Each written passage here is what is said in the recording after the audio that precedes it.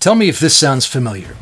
New technology is introduced. Human workers are replaced with machines, and artists are upset that their work can be duplicated almost perfectly without them. Yeah? Well, I'm not talking about 21st century AI. I'm talking about the Industrial Revolution that started almost 200 years ago. Specifically, about the way it affected creative professionals and how they fought back, because there are lessons for us today. By the mid-19th century, machines had been used for spinning and weaving for a while, but innovations like Joseph-Marie Jacquard's punch card-programmed mechanical loom were now simulating human craftsmanship, not just human labor. First with textiles, then with furniture and housewares, factories were churning out mass-produced products that were comparable to human-made ones. Just like artists and musicians today, watching computers create content in seconds that would take people hours or days, the artisans of that time needed a way to differentiate their work from the products of industry. What they came up with was called the arts and crafts movement.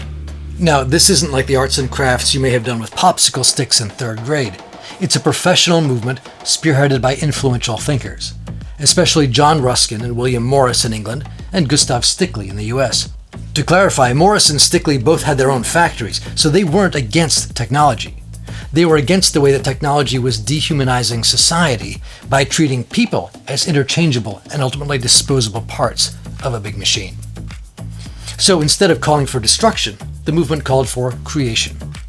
Instead of machine-like perfection, the arts and crafts aesthetic called for revealing skill and authenticity by exposing the tool marks, tiny irregularities, and subtle variations only found in handmade products. For example, while other factories churned out cheap, machine-printed wallpaper, William Morris made his own wallpaper even more labor-intensive to produce. It was much more expensive, but it was obviously created by artisans, not machines. The counterintuitive strategy worked. For people who could afford the price tag, choosing something made by human was a way to show discerning taste. Today's equivalent is the difference between watching computer-generated AI slop and watching something carefully made by a human creator. In a follow-up video, I'm going to talk about what this means for society. Let me know your thoughts in the comments.